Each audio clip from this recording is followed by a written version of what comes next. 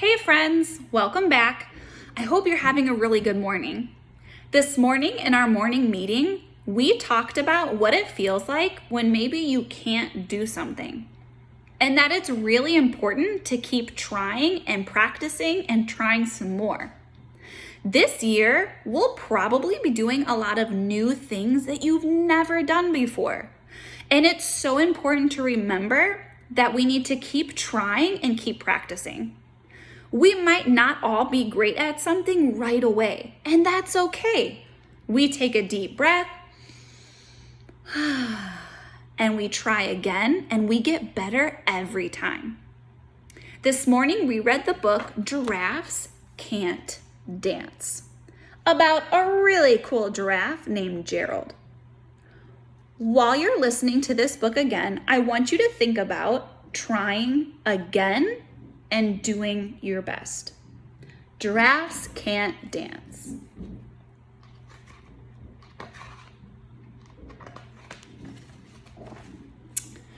Gerald was a tall giraffe whose neck was long and slim.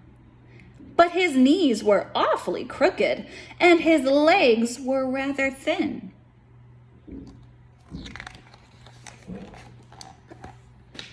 He was very good at standing still and munching shoots off trees. But when he tried to run around, he buckled at the knees.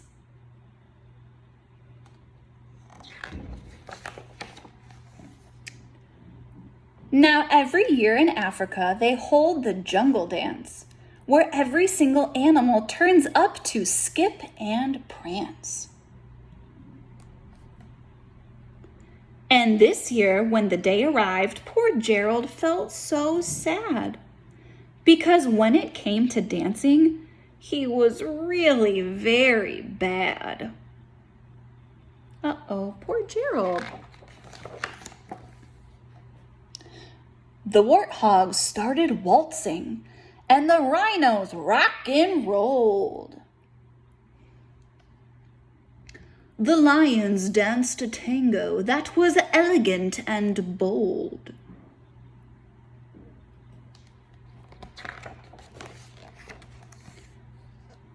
The chimps all did a cha-cha with a very Latin feel. And 8 baboons then teamed up for a splendid Scottish reel.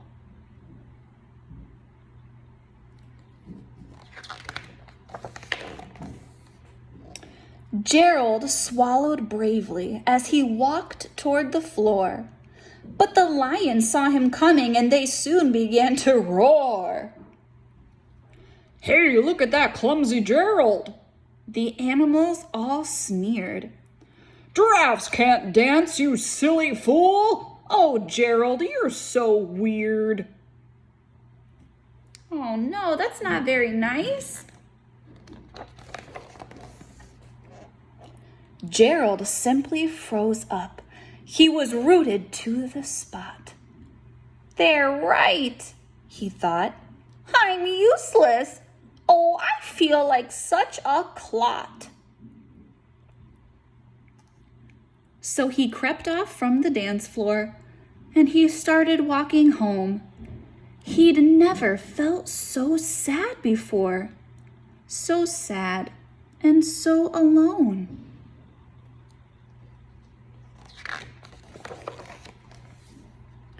Then he found a little clearing and he looked up at the sky.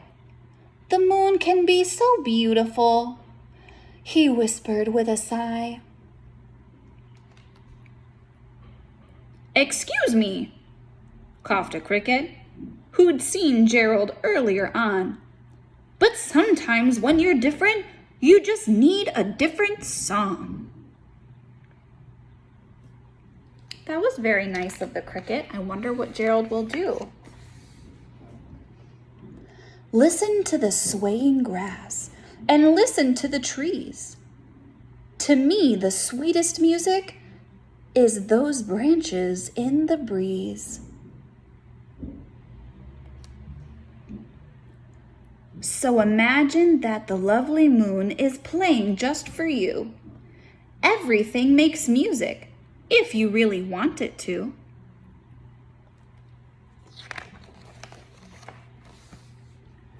With that, the cricket smiled and picked up his violin.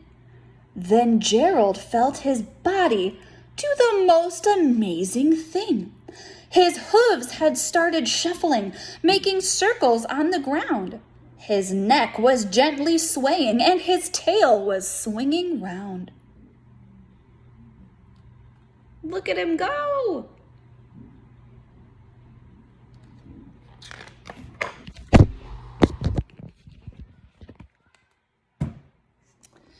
He threw his legs out sideways and he swung them everywhere. Then he did a backward somersault and leapt up in the air.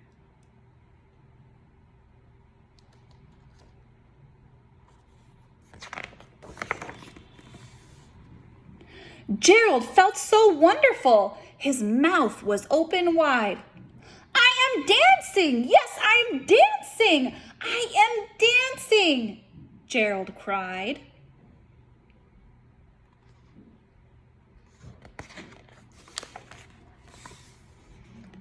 Then one by one each animal who'd been there at the dance arrived while Gerald boogied on and watched him quite entranced. They shouted, "It's a miracle! We must be in a dream. Gerald's the best dancer that we've ever seen."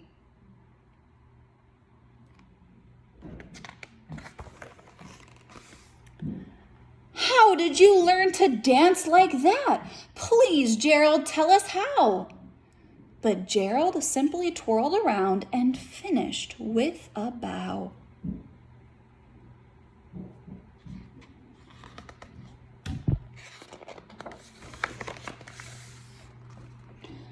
Then he raised his head and looked up at the moon and stars above. We all can dance, he said, when we find music that we love. The end.